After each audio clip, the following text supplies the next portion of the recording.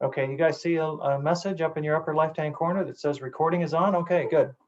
So I'll have this, and Jeff usually does that, so I'll have it. So yeah, I was saying you can go and see the previous sessions, and we did this, the whole series in the fall. So if you want to look at one of these later sessions, 6 through 13, you go back to the fall, September, October, November, December timeframe, and you can find them. And we will refer to them in this presentation. So if you haven't seen them, you can go back and take a look at them.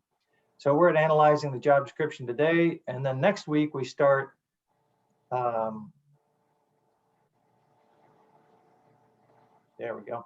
Next week we start the first of 5 sessions about effective interviewing. And guess what? We're going to work on openings and closings next week.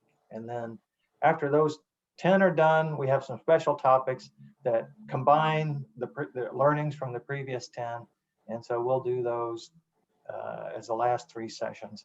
And then we'll have some guest speakers, and then we'll start over in the summertime with another round of all these sessions. So, and if you guys are taking notes, trying to copy down things that are in the chat window, you can save the chat window. If you go over to the chat window, and down at the bottom on the right-hand side is a 3 ellipses. And if you click on this, it'll say save file, and it'll save it to your computer, the whole text chat window. So all those links that Walt put in there, and the ones I put in there, and these names that people are posting up and their target companies, you can find that. You can save that very easily at the end of the meeting and have a file to take a look at.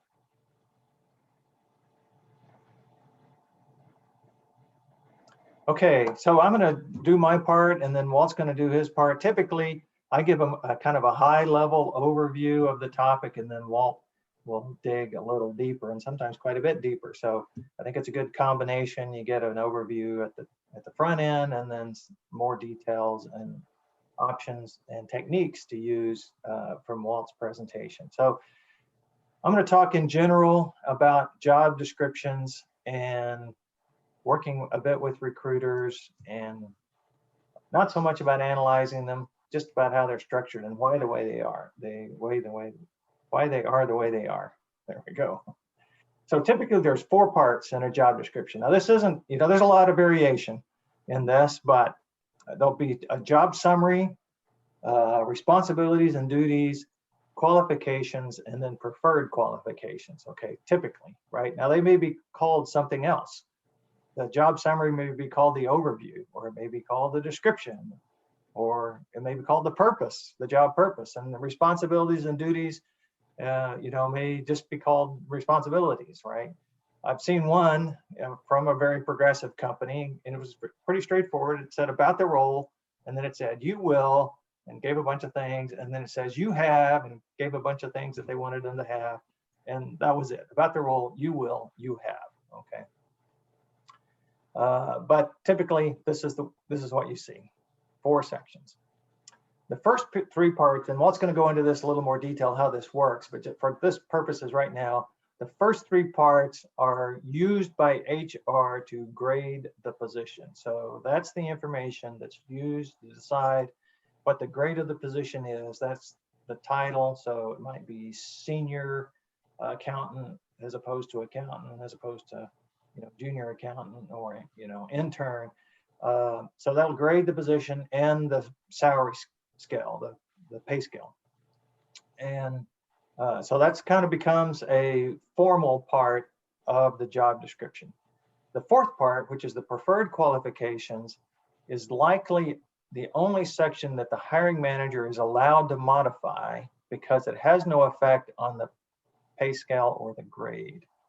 Now this is very interesting because a lot of times you'll see in the preferred requirements, master's degree preferred or MBA preferred, but that implies that they're not, it's a preference, it's not an absolute requirement, and the job is not graded on requiring a master's degree or an MBA or whatever. It's just something the hiring manager likely has added, that would be beneficial, but not a part of the grade structure.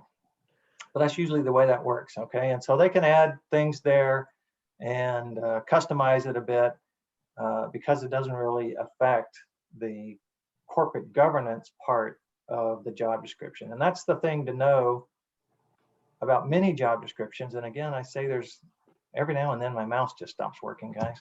I think Walt's had this problem in the past, and now I've got it. I'm clicking away and nothing's happening. It's important to know that in a lot of companies, the job description is a corporate governance document. So HR spent a lot of time putting together all the job descriptions and all the different functions of the company and making sure they're fair and balanced and the pay is equalized. You know, an accountant who has similar impact on the company as an engineer, or we're paid, you know, roughly the same, but they also look at the market and make sure they're where they want to be in the market. Some try to hit the midpoint. Some, you know, frankly, know they're at the low end, but they offer a lot of other generous benefits, or they have a great culture. But so HR does a lot of work to make sure that they're fair and balanced and representative of what the market will bear for the job functions that they need. So that's why it's a corporate governance document.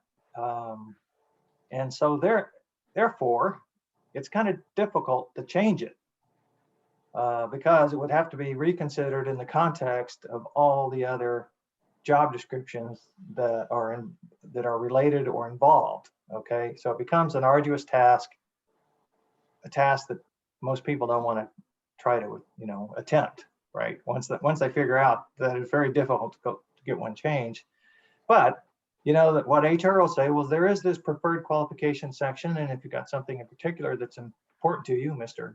or Mrs. Hiring Manager, then put it in that section. It doesn't affect the grade or the title or the balance, you know, it doesn't upset the balance in the force.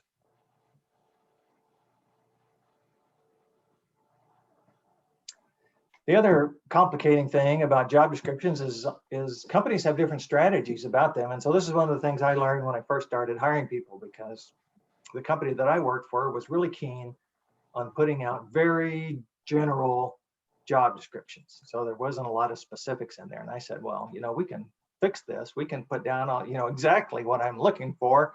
And therefore we don't waste a lot of time. But that was not their approach at all. Their approach was, you know, let's put down something very general, and, you know, we'll get a whole bunch of people to apply, and then we'll sort it out. We'll sort it out because, you know, you just never know what you're going to find. And if you put too many requirements down there, you know, people are going to deselect themselves, and, you know, they might have been great working for us. So that was their perspective. And so that's kind of it, you know, true across the board. You'll see some very general and not vague job descriptions, and then on the other side of it, you've got the people who are kind of like I was, you know, let's put down exactly what we want, even if it's a purple squirrel, and when that, you know, person finds us, it'll be a quick hire, and we'll go from there. So there's a lot of variation in between. They're often out of date. I just talked about they're a corporate governance job document. They're hard to change. So they can be changed, and they likely are changed maybe every 3 years or every 5 years when HR mounts an initiative to rebalance or readjust the entire set of job descriptions that they have for the roles that they hire for. So typically they are out of date, written some time ago, and not kept up to date. You know, it's just something that the corporation deals with. And as a result of this, few job descriptions have been actually written by the current hiring manager. And we had a pit crew panelist who came through a few years back. He was a sales guy, and, you know, one of his favorite questions to ask right after he gave his opening statement was, you know, Mr. Hiring Manager, did you write the job description? And, you know, 95% of the time the answer was no, I didn't write that job description. Okay, well, great. Then tell me, what are your most important priorities? You know, just who cares what the job description said? You didn't write it anyway. Tell me what you need. That's a really great approach, and I like that. And of course, he was a sales guy, so he was used to asking people questions. But take that to heart, Because when we talk about openings and closings, we're going to talk about asking that a question like that right after you give your opening statement. Now, this isn't always the case that they're vague or old, but it can be. And so you'll see, especially the preferred section will start getting longer and longer and longer, right, as time goes on, just people keep adding stuff in. Certainly the qualifications may not be in priority order anymore. They may all be there, and they may be the right ones, but they're not in priority order. So that means when you look at the qualifications, and number one on the list may not be the most important one. It may be something farther down at the end.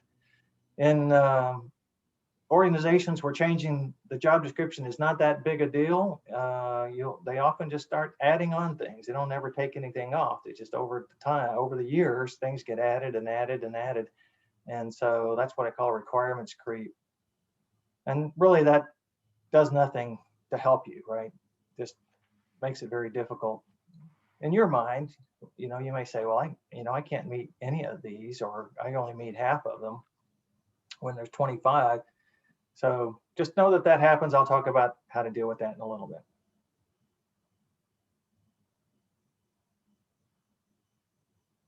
Now, this has happened several times in the pit crew as well. Some jobs do not have a job description yet. So we'll have people come to the pit crew and say, I talked to this recruiter, they sent me this job description, and then they told me to ignore it. Okay, they said that's not really what we're looking for, and then they proceeded to tell them what they really were looking for. Well, what's likely happening here is they've generated a new role. The role is equivalent to an accountant, senior level accountant, in responsibility and impact on the company, but it's a different role. It's not that. Okay, and they'll just give you this and say this is the job description because it matches the grade and the level of the position.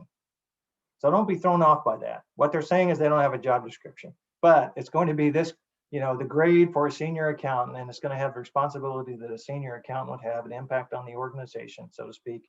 And so that's the breadth and the depth of the role in terms of their organizational structure. And, as they go through the interview process, they're going to write the job description.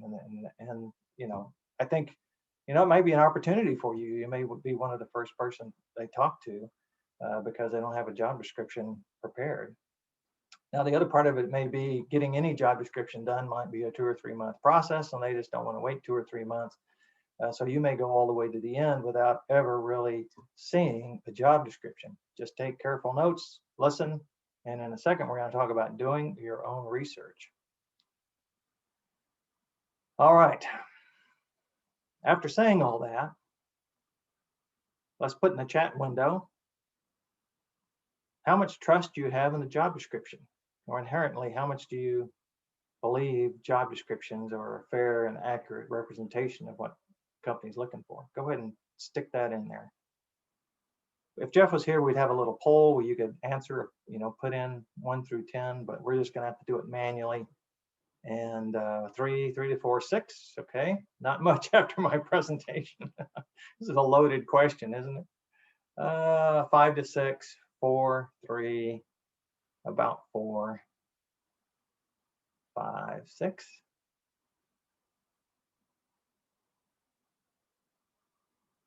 It would be a 10 until now. Yeah, there you go. So yeah, I've been a little Debbie Downer here for the last few minutes. Some job descriptions are good. Okay, I think you should approach them with suspicion, though. Okay, until you've been able to confirm for yourself what the job requirements are, what their most important priorities are.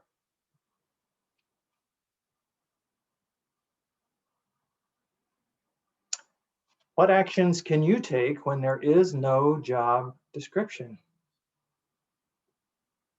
Have any ideas?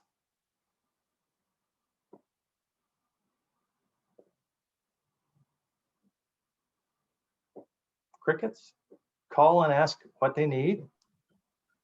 Who are you going to call, Courtney? Ask the recruiter. Good. Ask someone within the company. Yes. Contact the recruiter via LinkedIn. There you go. hiring manager. Connect with the hiring manager. There you go.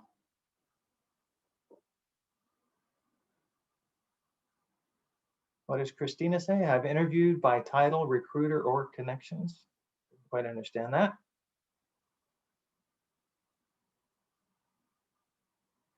Look at LinkedIn for like titles. Yes, I like that one. Similar roles in the same company. That's a good option. Check the website, walk into the office and ask. There we go. Courtney, you must be in sales or marketing, huh? All right, very good. Thank you, guys. Here's what you're going to have to do. And you should do this in all cases, okay? I've just cast a lot of doubt and suspicion on what what's in the job description at the moment. I think most job descriptions include everything that you might do over a multi-year period, but they're hiring somebody for a specific reason. You need to sort that out, and you're going to need to do that by doing your own research. Do your own research, and this is something you can start based on, you know, we talked about preparing for interview and getting to know yourself and the things that motivate you and the environments that you thrive in. And so hopefully you guys taken that to heart and you're working on your list of target companies. And so now when you have your list of target companies, you can start looking for jobs that they post that look interesting to you. And, you know, if you've used some of the databases that Walt's talked about, then you know their competitors as well. And so you can look at their competitors and see what they say in their job descriptions. You may come to a point where you know quite a bit about the industry and the needs just by looking at what companies, you know, similar to the ones that you're targeting or their competitors are hiring, you know, what's in their job descriptions. And you can save those. I mean, you can start, you find one, you know, you just put it on your computer or print it out and save it so you can come back later and refer to it. Okay, because as time progresses, your ideas about where you want to work and exactly what you want to do may change a little bit, but that research you've done is still very valuable in vetting or confirming what's in a job description is, you know, or what the priorities are for the job description. Informational interviews, okay, reach out to people inside the company and have an informational interview, and that's coming up at the bottom of this slide. I'll indicate, I think I can jump ahead real quick. Yeah, informational interviews are in session 11, okay? And probably one of the best ways to verify the job description is ask confirming questions, okay? Ask the recruiter, ask during the first conversation, the phone screen, ask the HR, typically an HR person is going to call and screen you to make sure you have the things they're looking for. Ask during your first round of interviews, just continuously ask confirming questions. What are your most important priorities? What was it about my background that interests you the most? There may be something in your background that's not on the job description, but it's caught their eye. And so you should ask that. You know, of my accomplishments in the past, which ones do you think would make the biggest impact on this organization or for this role? So a whole series of questions now you're confirming, and also building a relationship with the interviewer, because you're getting them to dialogue with you about what they need, what's important to them, what's required for the job, and not necessarily what's on the job description, but, you know, in real time, what are your needs now for this hire at this time?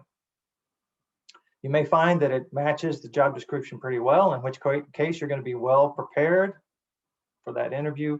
You may find there's some new things in there, in which case you may need to go to your general preparation and the research you've done, because based on your research, you are prepared to answer, you know, questions about certain aspects of the job description. But you'll do much better if you do that independent research and also ask those confirming questions of anybody you make contact with related to that job. The recruiter, the HR rep, the interviewers, and somebody mentioned other people who'd worked at the company. That's a really good thing to do. You can go on LinkedIn.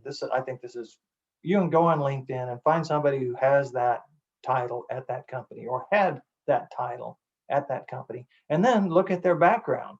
Look and see what they had in their background that might be, that might be similar to what you have, and then you have some idea of the kinds of backgrounds that do well in that position. So cool stuff.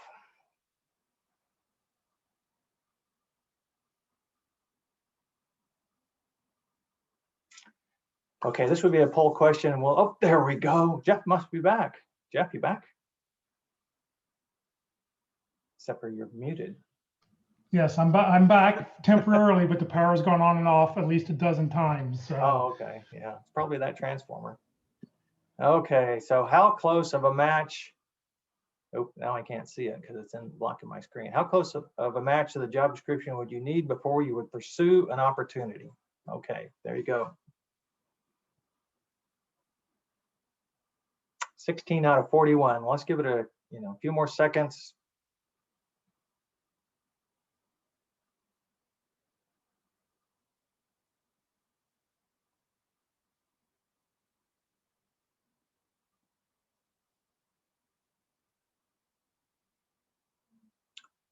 Okay, about 15% of you go for 40 to 50%, and 40% from 60 to 70%, and then another quarter, 28%, think it needs to be 70% or greater. Okay, well, I'm going to do this slide and another slide, and then I'll give you what I think is what you should consider. But let's shut that off. So I think this is really a question not of how well you match necessarily to the things that are listed on the job description, but how curious and interested you are in putting in some effort to discover more about this company. Okay, so if this company has a culture that you believe in, is growing, has the things that you want, even a low match would be enough, because you're going to, now that the job is available, you're going to expend some effort to find out more about the company and the role. And so I would say, if you think the job looks interesting enough to you, considering you don't know what the priorities are sometimes, interesting enough for you to pursue some additional effort, take some additional effort, like enough effort to set up 3 informational interviews with that company, then go ahead and put your name in. Okay, go ahead and apply no matter what the match is.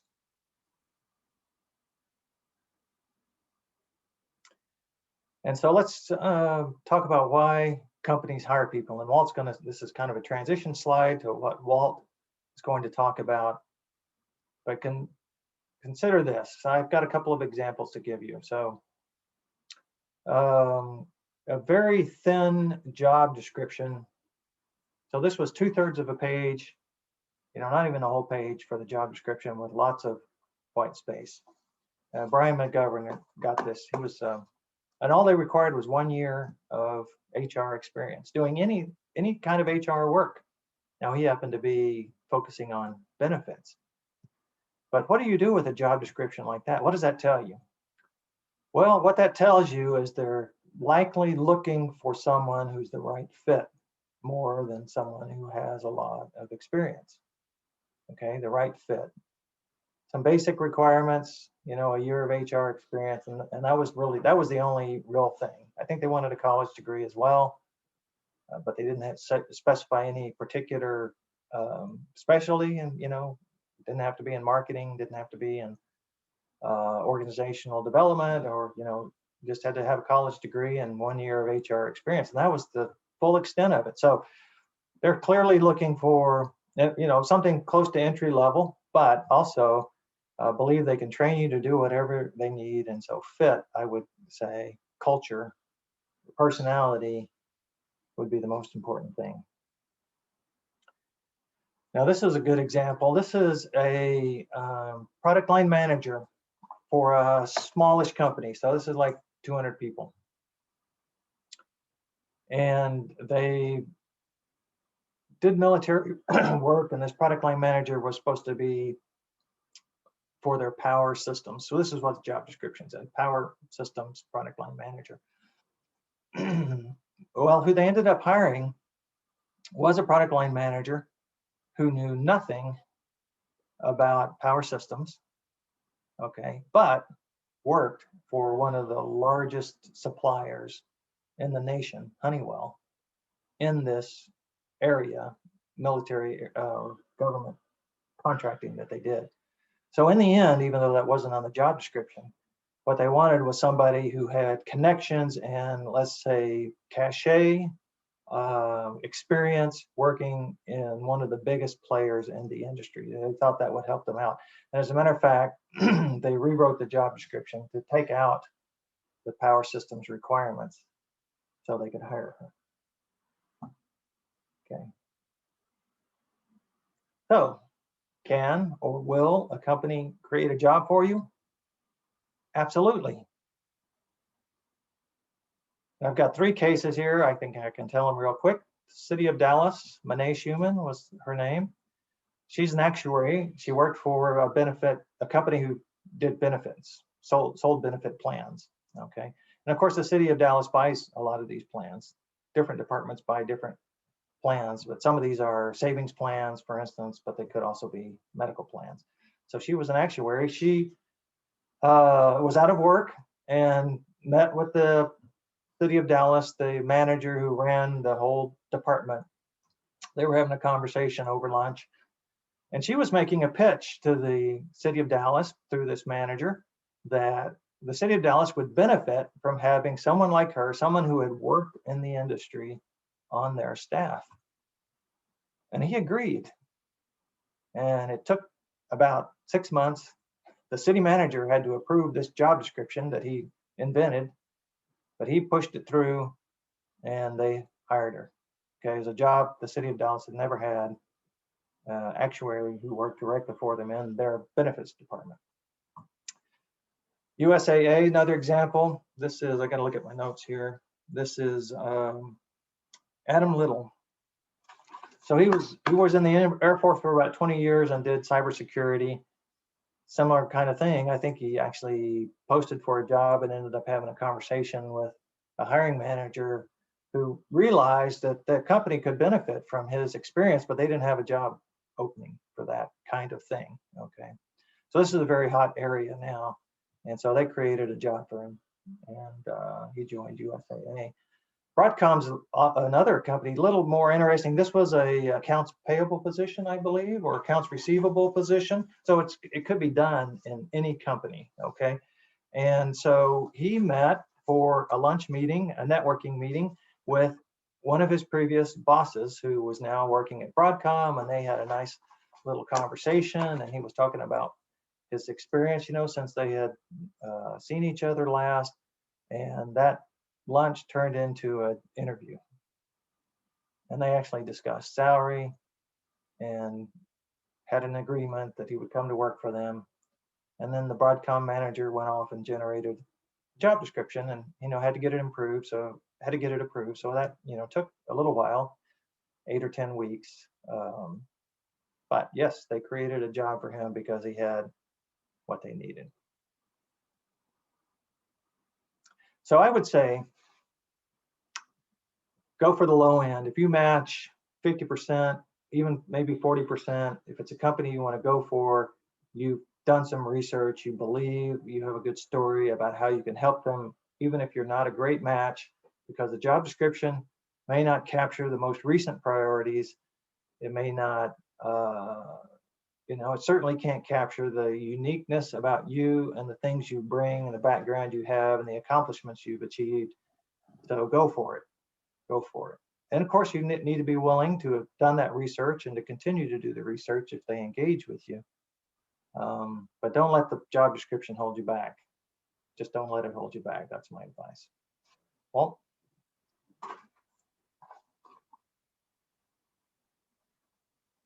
so let's pick up with looking at it from a company's perspective and say, if a company does this right, how do they really write and prepare and do a job description? So first thing to do is get together the players that are involved with that job. And they say, okay, what kind of activities, what goes on, what are the type of things they do, what kind of authority level do they have, what kind of experience level do we think we need from people to step into this role, what are their technical skills, what are their soft skills. So not only the technical skills, but their character, their characteristics, their values, how does that match the culture, that sort of thing. Is there any specific education, certification, licenses? You know, I get a little amused at the certification, licenses, and all this sort of stuff, because today got to be a certified project manager. I love that one. And I'm thinking, you know, we'll put a man on the moon. There wasn't a single certified project manager working. And that was a pretty significant project, okay? So there's a lot of people who definitely have project management experience. They're familiar with the PMBOK, the Project Management Book of Knowledge. Maybe they could have written the damn thing, you know, done things. But it's like, got to have a certification. And so hiring people use a lot of crutches today to do the job they should really be doing themselves. So, you know, if you got a certification, I know a lot of people are out there and they get these certifications just to get past some of that requirements and matching so that they can get a window, get a door open into that. Then to pick out a job title. Now, this is fun.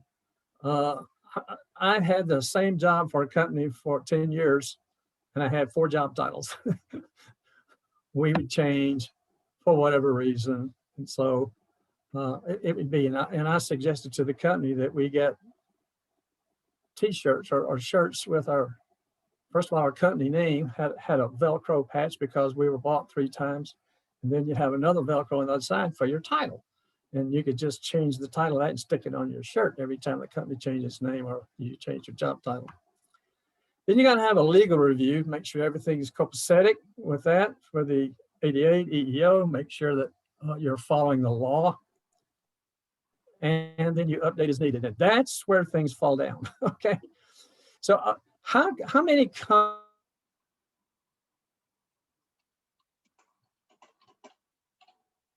Walt, we lost you.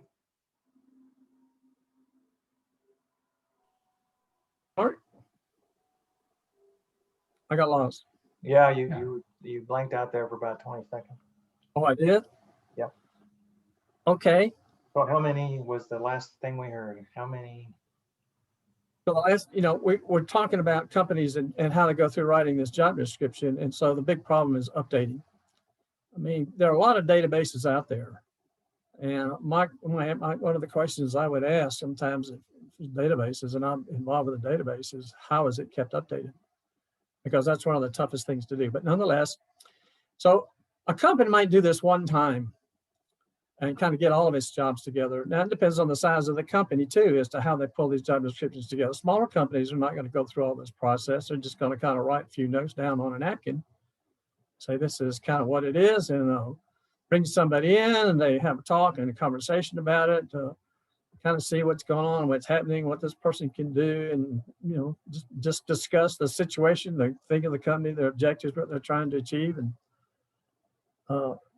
and come up with something that says, this is what you really do. Another question that's kind of good to ask is, tell me what's really important about this job that's not included on the job description. One of the candidates who went through the interview process asked that question. I had another 15, 20-minute conversation over other things about that particular job. So that's kind of how they should do it. It doesn't very much always happen. So what does happen? Well, generally HR is the one that's trying to get a job description. If there's an HR department, you know, if they're a medium-sized or large-sized company, they're trying to work with a manager. Now, to get a manager's time, to get the effort for them to sit down and really talk about what they want is not easy to do, right?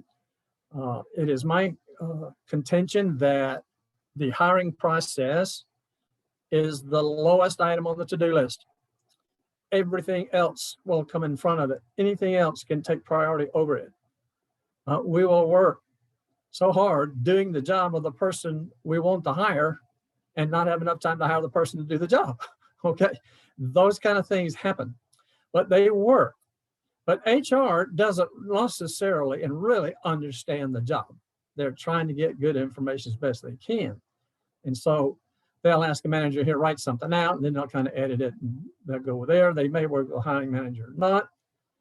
The job description could be several years old, and it is a nightmare to update these things. There are companies that have more job descriptions than employees.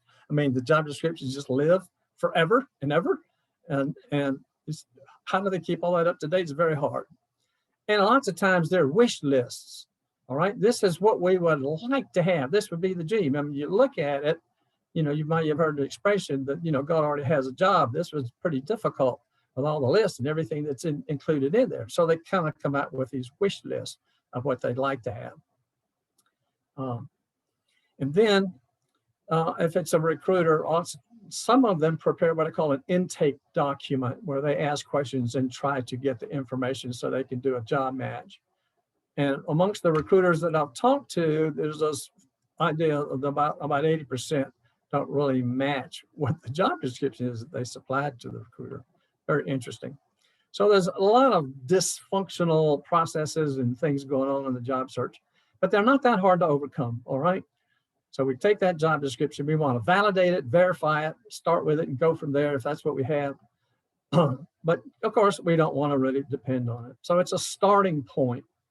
Maybe that's all you have is a job description. So, you know, today's applicant tracking systems, they just love the keywords. And everybody and his brother is out there using JobScan or some device tool like that. You can use JobScan, pull in about 6 or 7 job descriptions of the job that the kind of job you're looking for, match it with your resume, see what the keywords are, and then you can, you know, kind of play that game. And then stop messing with your resume. But you can kind of look and say, okay, what in general, what are the main things? What are the things that kind of show up on every one of these? So I can help be prepared for that. But the main thing we want to do is, do we sell and can we do what they're looking for us to do? They're going to buy us. And so who is us? What do we do?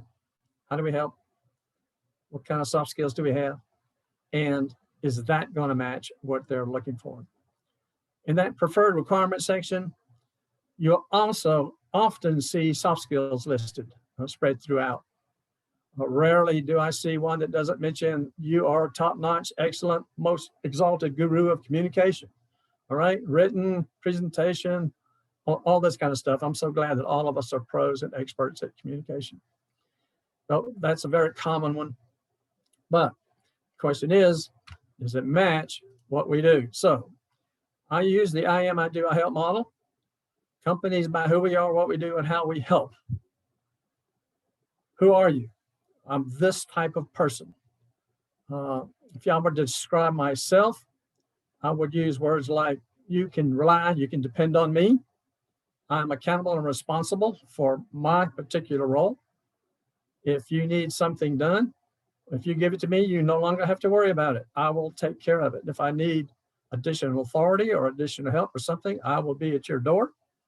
But in the meantime, not worried. I remember there was a large account. I worked for a little company called EDS back in the days when Ross Perot was working that company.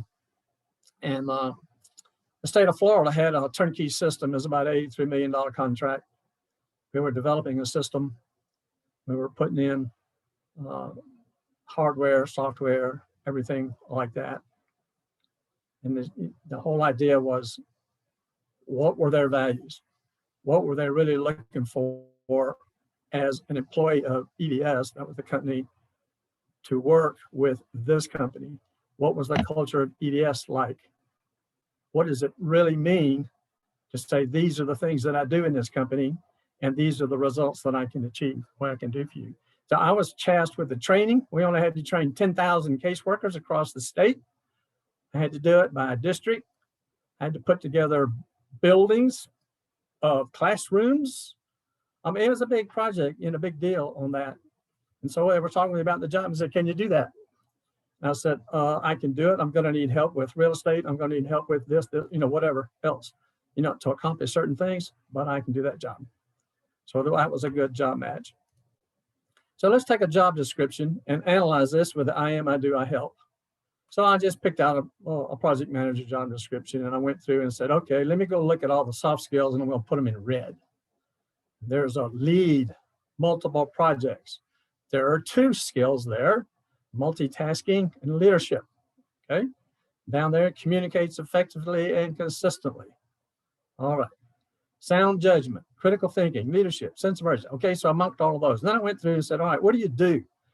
Well, in the first sentence it says you design, develop, and implement projects. That's kind of a project manager's role. You provide tactical management, all right? So then I just went through and marked everything. It says these are activities, actions that I do. This goes into the hard skills, goes into the experience. I've done these kinds of things, all right? Provide coaching, guidance, mentoring. And then I went through and said, is there any I help in there?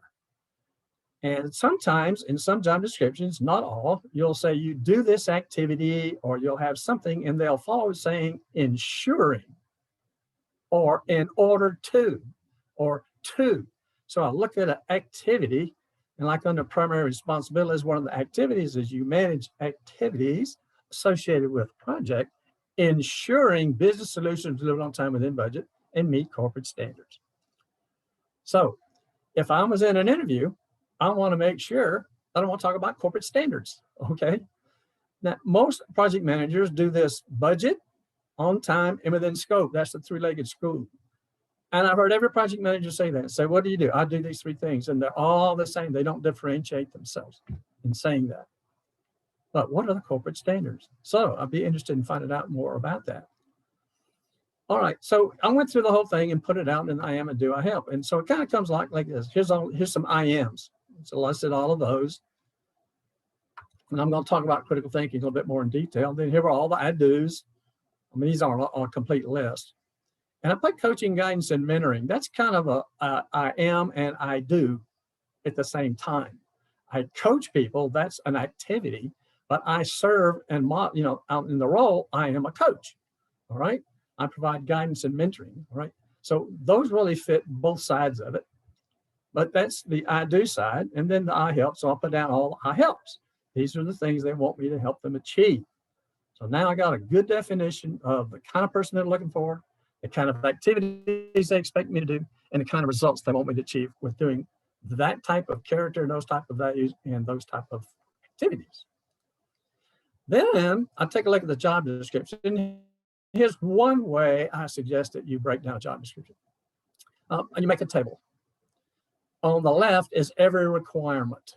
Every single requirement gets its own line.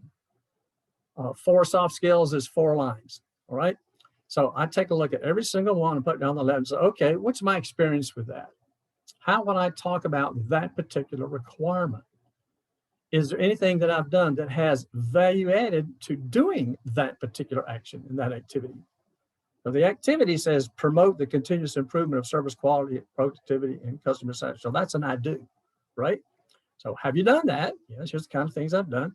And what's the result of that? And do I have a story associated with it? And haven't we talked about star stories? I think I missed that session, right? But anyway, star stories and the situation, task, action, result is an example of how I did what they said and what the result of that was, all right?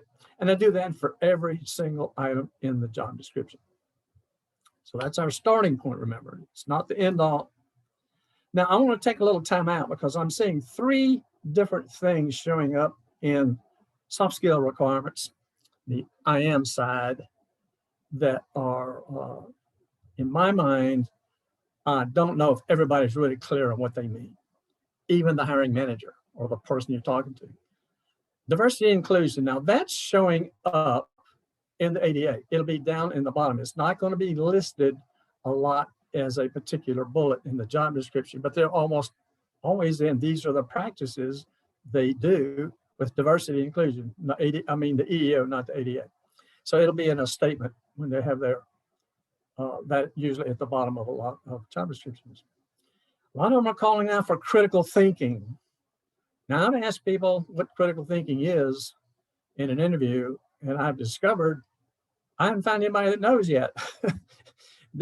there's very few people that say, I really know what that's all about. And then there's emotional intelligence, which is a big movement now in emotional intelligence. So I want to talk about those three just briefly to see if we can't help differentiate ourselves about these three items that are showing up a lot in the job description. So diversity and inclusion. So what is diversity?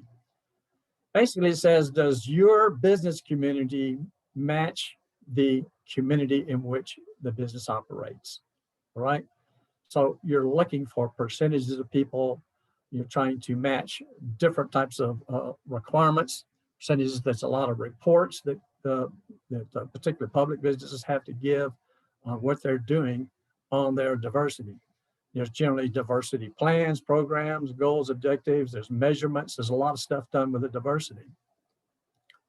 So here's a bunch of things. There's a typical statement at the bottom, and it's got a list of 8 or 9, 10, 12 things that says these are the items inside that show that we practice diversity. We don't discriminate on any of those things. Okay. But inclusion is different. And so SHRM, the Society for Human Resources Management, or Manager or something like that, says it's different because it's one where the individuals are all treated fairly, respectfully, and have equal opportunity for access to resources and can contribute. That's going to be the big thing right here, okay? So I have a lot of different people on my team. But you know what? Everybody contributes. But for some reason or other, one person, we don't ever use their ideas. We don't ever consider them. We don't ever put them in and say that they have something to value. And there's a bias that develops. And what we're trying to do here is when we work with people, say that I want to treat the ideas of all. I want to make all feel like that when they give ideas and suggestions, that we take those ideas and suggestions, work with them, try them, do something with them.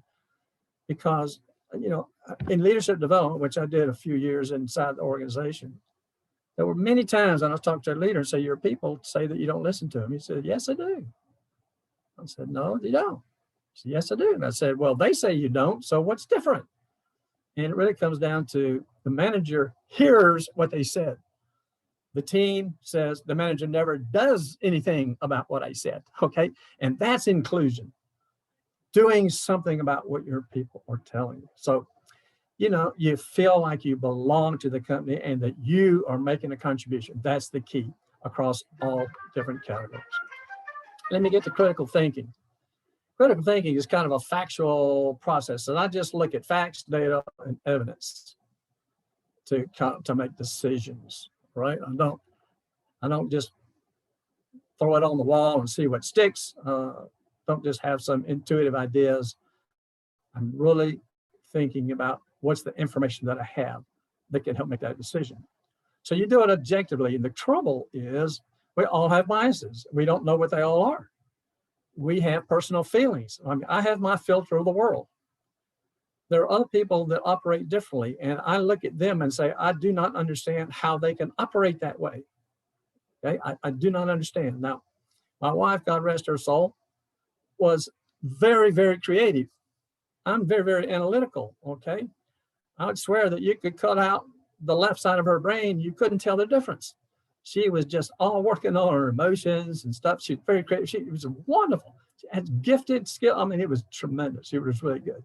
Me, I'm a math major. If, then, else, or, you know, it was, everything had to have some logical steps. You had to have a process, A, B, C, D. Got to have all the bullets on the slide, et cetera, all that stuff. So we went to the dog races, never been.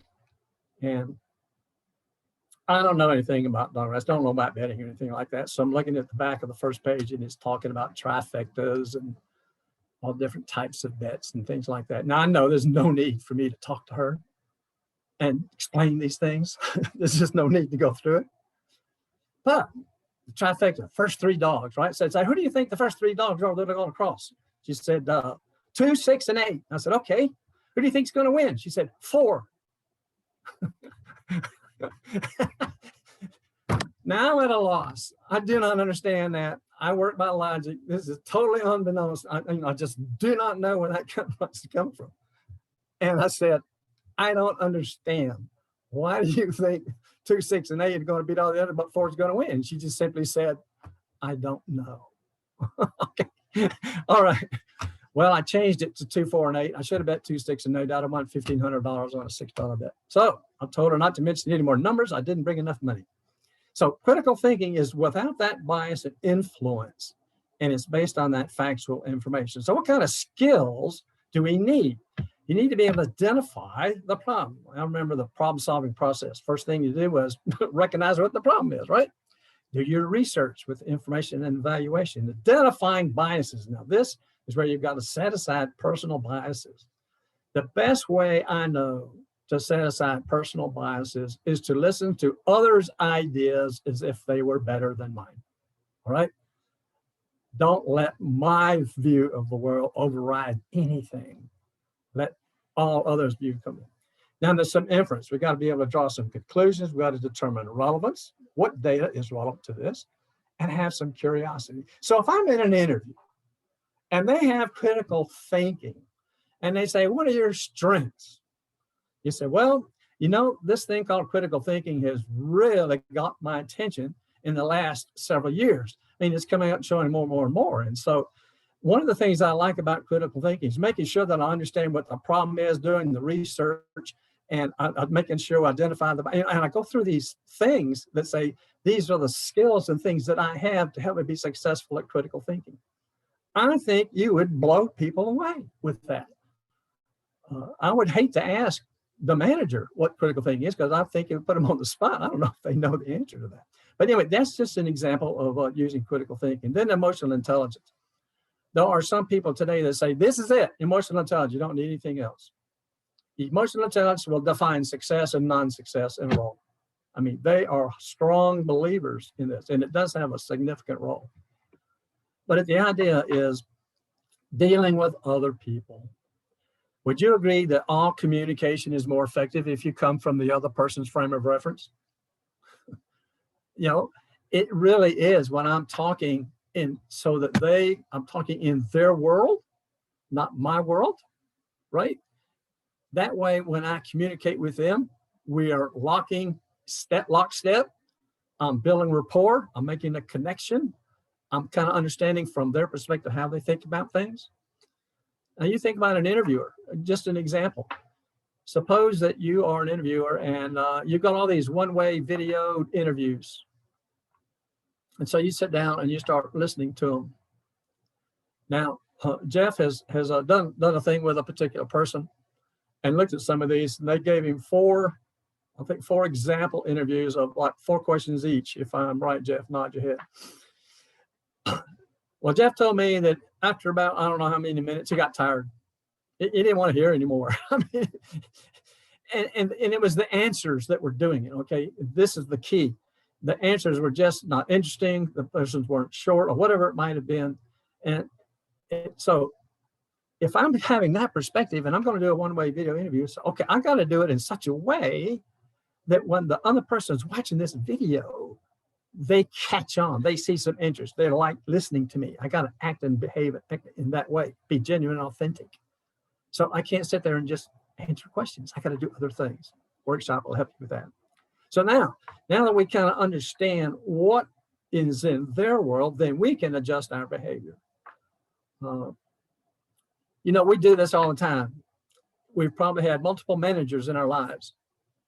It's kind of like getting married. You got to figure out how each manager operates, and you got to adjust to the way that they operate and do it that way. So we do it lots of times with our managers. We've got to do it with everybody. So anyway, that's enough on emotional intelligence. So if you can include these kind of things, particularly if they're on the list and you talk about things, these are some of the new things that are coming out that people are putting a lot of emphasis upon for success in a role. So maybe you got a good star story on inclusion. Maybe you got a good star story on how you use critical thinking, on a good star story. Just take your current stories, if you've got some, and say, how did I use emotional intelligence in that story, and bring that part out so that you can show your soft skills in your story as well as your I do and I help situation. So question to you, should you practice? Well, we've got 2 things here. Mark does the Dallas Pit Crew. He's talked about it at the beginning and introduced that. Mark, talk a little bit more about it if you want to, Mark, on but all the information there's sending in your resume and job description. And then I've got a walt_glass@yahoo.com address. Send me an email. Say, hey, I'm interested in signing up for the workshop. I really look forward to an informal workshop where it's we focus on learning how to differentiate ourselves and how we can build our skills and confidence. In my workshop, I don't expect you to be excited, enthusiastic. All right. That's when you're confident about what you're going to say. You're not at that level yet. All right. So we got to figure out our content. We got to figure out our approaches and ideas and options. We got to figure out when we look at a question, who's asking it and where in the process are we when it's being asked? And why is it this question? 3 questions about their questions to say, because that's putting yourself in their frame of reference, into their mind. So be glad to have you sign up, do that, enjoy. So any questions about analyzing the job description? There might be some in the chat. I haven't been paying attention to it at all. Yeah, I know we haven't had any questions on that. We do have a question from Courtney, who's asking about a related question, but asking about applying for a job beneath your qualifications. And then also how important a specific resume is. So let me look for that one, Walt, at 1:45 p.m. and read it. But let me just give my comments and then Walt can say that. All right. Courtney Smith. Hi. Yeah, there you are. Hi, Courtney. So yeah, I think a specific resume is important. It's important for you to take a look at the job description and do your analysis and figure out what you believe is important to them and highlight those kinds of things. And, you know, your general resume is not likely to do that. It's not likely to attract their attention as much as a very specific one would. You say here that, you know, some people have told you you don't have enough experience and some people have told you you have too much. Well, for the people who think you're overqualified, they're likely more concerned about your flight risk or how happy you might be in the role. And you might, you might stay around, but you may be unhappy about it. And, you know, they just don't want to invite that kind of trouble really into their office. So you need to address that with enthusiasm and motivation, why you're motivated to take that job. You know, it may be something you really love to do, something you're really good at. Could be the mission of the company and their values as well. But oftentimes when they say you're overqualified, it's just a cover for some other underlying concern, mainly about how long you would stay and how happy you would be.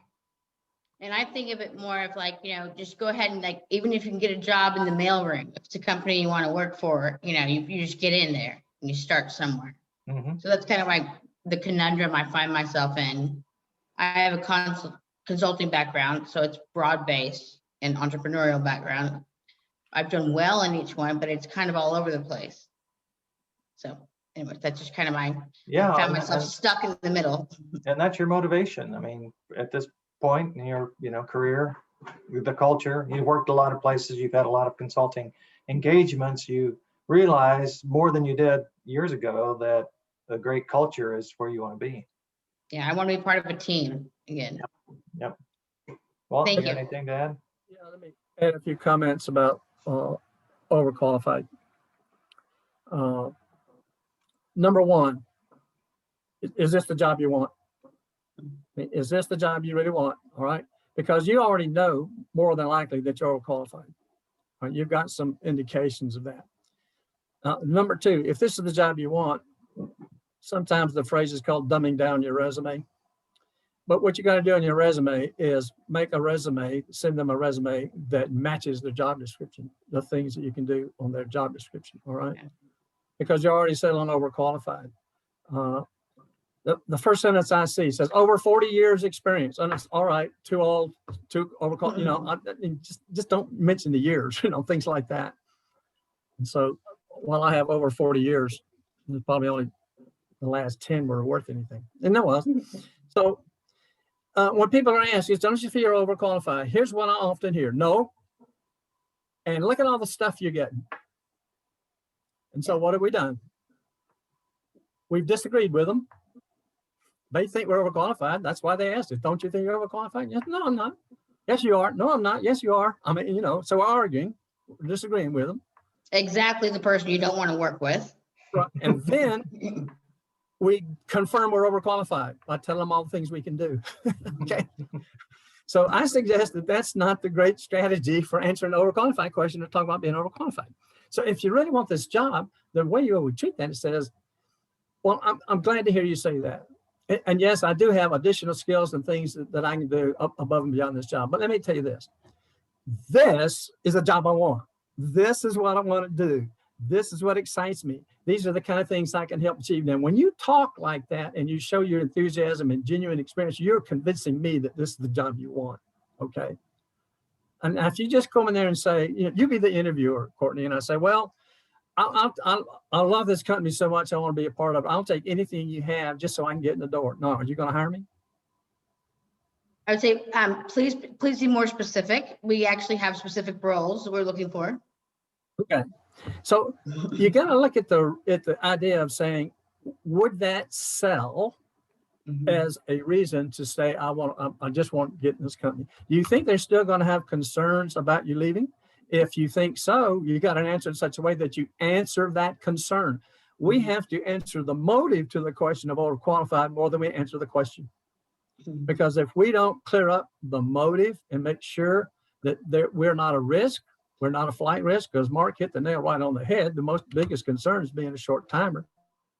I don't want to spend all that money and get you in here and you turn around and leave. Don't want to do that. So, and then convince me this company where you want to work. Oh, I would love to work here. And here's why. Here's what it is about this company that attracts me. And if you have that genuine interest and enthusiasm and excitement, there's something in your voice that shows, not just talks, but shows you can't wait to get started. You're ready. This is it. This is your place. And I can, and there's other areas I can help in. There might be other opportunities that come up where I can be helpful, but this would be fine. This would be great for me. I can't wait. That kind of thing is going to help you overcome the concern. And you can close. There's a little close with being overqualified. You say, I'd never take a position where I'm not fully committed. Okay. I'm directly answering the short timer motive. So I'm not here for the short time. I'm telling you, I'm not here for the short time. I would not do that. I'm here to help y'all grow. Can't wait for it to keep going. There's those are my suggestions of how to approach that. And so another question you might ask, and it's a little bit different, and I wouldn't just answer the question where the question is, but if in the beginning you start saying, why did you choose me? Why did you select my resume? That first screening interview, what is it that's interested you about why you? Because to me, I look at a company and they say, well, you're overqualified. And I want to say, well, then why are you interviewing me? You idiot. you already know I'm overqualified, right? But that's not a very good technique either. So address it. That's where you do your resume to match the job description. That's where you go in, sell what they're buying, and be genuine and authentic about doing those things. That's my suggestion. And the only thing my question with there is like wanting to make sure that, my LinkedIn profile stays exactly the way it is. And so I don't take things off it that were actually part of my history, but so I have an MBA. Not everyone cares about an MBA, right? And other people do. And so it's just kind of like that where I find I'm not going to remove something when I put education on there that literally is my education on LinkedIn. So you don't modify your LinkedIn profile. You do modify your resume for every job that you apply to, because think about it. A recruiter's going to look at a resume for 7 to 10 seconds. And if you don't tell them exactly what they're looking for, if they're looking for ABC and you're telling them A, B, C, D, E, F, G, H, they're going to get confused. Yeah, tell them exactly what they want. Okay. Thank you. You might even address this in the opening. So I'm really excited to be here. I looked at this, and from what I learned about the job so far, it looks very interesting, very exciting to me. And you're already fighting the overqualified idea. I'm saying because this is the job that I'm really interested in.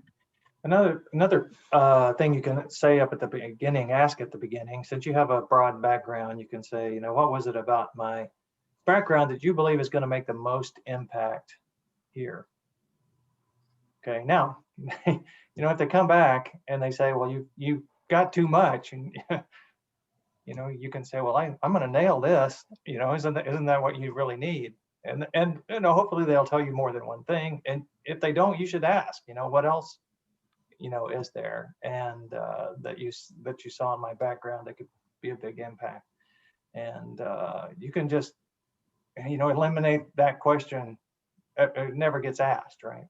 Because you're really talking about how you can have a great impact on their company. So just turn it around. So what do you all need about me? And instead of talking at me, but what do you all need? Yeah, and that's so that still leaves though your motivation unaddressed, right? So it's still important that, okay, yeah, you could make a big impact here, but I think you're going to be bored, frankly. I think you're overqualified. So you got to address your motivation as well. And a lot of these topics that we're talking about right now are topics that we've already covered in lessons 1 through 4, or we'll be covering in lessons 6 through 13 or 6 through 10, about the interview. So, if you need to catch up on some past ones or see the future ones, come back and join us. We're here every Wednesday, and we'll do that. One last comment. Your interview is finding about what they need and how you can supply the needs. All right. And so you're selling. What are they buying? What do they need? So we got to find out. We want to find it up front, and then we start selling to those things. Now, you've got a lot of background. They might bring up problems that they didn't mention in the job description, didn't have, but you can help solve that. And they're going to rewrite the job description or change it or hire, create a new. All those things are possible. So walk in with that mindset and that possibility, not fear of, gee, I'm overqualified. I solve problems is pretty much my tagline. Because every business has a problem, even whether they're trying to grow or whatever. I mean, every business has a problem. Not everyone understands that, and they think I'm kind of just like using a buzzword.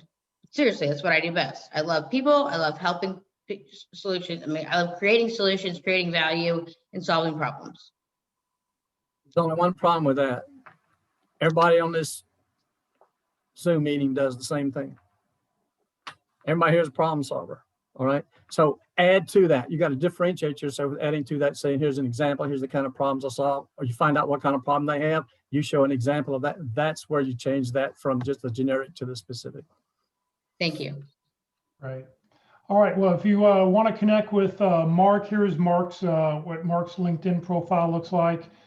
Do you want to talk a little bit more about the pit crew? Yeah, I did. I postponed that to the end. Yeah, so the pit crew, we do practice interviews. We do them on Zoom. We can do them any day of the week. It takes 2 to 3 days to set up an interview. So you provide a job description and your resume. I have a group of volunteers who have all been hiring managers, and they're the ones that give you the interview, and they take the information that you provide, that job description, their resume, and they study up in advance. Many candidates are surprised at how well prepared the interviewers are to ask them very specific questions about their background and about the company that they'd like to go to work for. So we give you a very realistic, it is a mock interview, but we work hard to make it very realistic. And it takes about 45 minutes. You'll get a recording, and the last 15 to 20 minutes, after the interview is over, we'll talk about the interview, give you feedback on the things you did well and the things you might want to consider changing or be more effective if you said it a different way. So a lot of good feedback. We're now focusing this year on making a connection with the interviewer, so specific feedback on how to do that.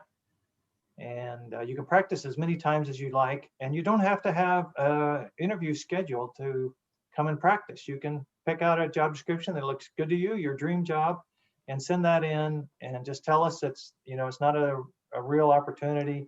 It might be out of town or something. It may be something you'd never consider taking, but the description matches what you're looking for, and we'll give you what we call a generic practice interview, where we won't ask you questions about the company. We'll ask you questions more about your functional responsibilities, and you can practice as often as you like. The record is 9, so I can guarantee if you practice 9 times, you're going to land based on a data point of 1.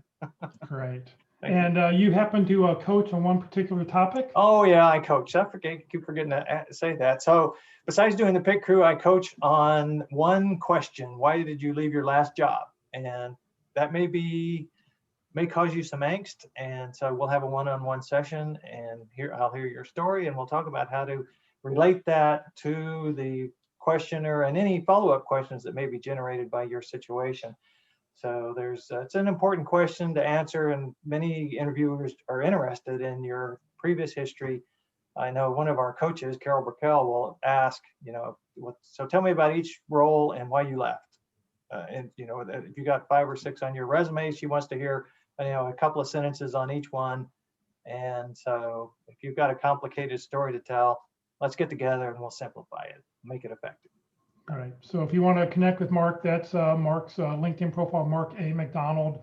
And if you do, please send him a personal note. And here is Walt. Walt, do you want to talk any more about the Interview Success Workshop? Yeah, just send me an email to register. I do them on Tuesdays, 10 to 12.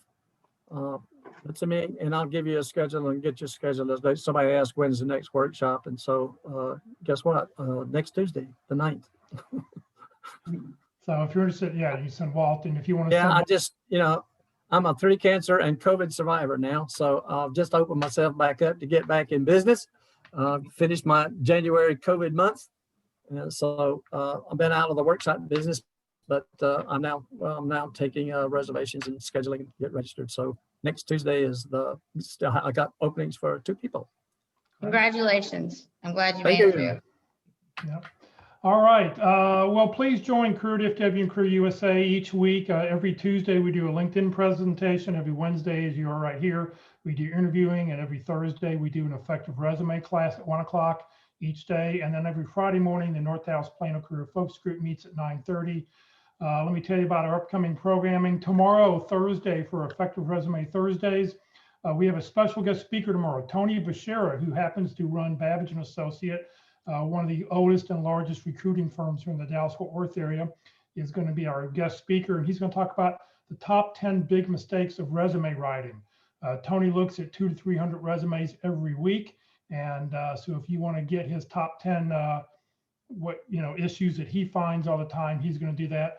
Also, we'll be giving away 2 licenses for a free month of unlimited jobscan.co. So this is where you can go and modify. You can compare a resume to a job description and see how close you are. So you'll be able to do that for an entire month. So everybody who wins tomorrow, it'll be during the month of March. This Friday at the North Dallas Plano Career Focus Group, we'll be having Open Forum Friday. We'll talk about whatever question you have about your job search, and you can ask the group for their opinions. And then we'll start back up with speakers the following Friday. Next Tuesday, our LinkedIn presentation will be with Locke Alderson, how to use LinkedIn for job hunting, strategies that get results. And then next Wednesday, we'll be on lesson number 6, interviewing, opening and closings and follow-ups. So how to get the interview started, how to close it, and how to follow up. And this is some of the things I think that Courtney was talking about, and things that will be very beneficial next week. This session has been recorded by Mark. Thank you very much. And he'll send it to me as soon as he gets it. And when he gets it to me, then I will upload it to the Career USA YouTube channel. It is on the Facebook feed did work, and it is on Facebook right now. So you can go back and watch it there also whenever both sites get themselves ready to go. Please like us on Facebook. Please follow us on the YouTube channel. That way you'll find out when we have upcoming programs and when things are actually happening. If you're not receiving emails about our workshops, we have an email address we've set up. You can join the Career USA mailing list at Career USA plus subscribe at groups.io. I'll put that email address up here at the very end of this presentation. On the Career USA YouTube channel, it looks like this. Make sure you click on playlist, and don't click on the videos that pop up, but underneath it where you see that green arrow, that's you want to click view full playlist. And when you do that, up will come the dates and the title of each presentation. So you can go back and watch any of the presentations that we've recorded over the last 9-10 months. So if you'd like to join the Career DFW and Career USA LinkedIn groups, you're welcome to do so. We've got over 12,800 members in the Career DFW group, and you don't have to live in the Dallas-Fort Worth area to join it. It's just, I started one group each when we started the 2 different websites. Please remember, Career DFW, we're a 501c3 nonprofit organization. We have no full or part-time employees. Walt's a volunteer, Mark's a volunteer, Everything I've done over the last 12, 13 years is as a volunteer. I don't get paid to do this. Please consider making a donation when you get your next job. That way we can afford to continue on with Zoom calls and pay for the web host and the web filings that we have to do and the federal and state filings that we have to do every year. So thank you very much for joining us today. Sorry about the rough start we had at the very beginning, but thank you for being here. Mark, don't forget to turn off the recording, and thank you for being here.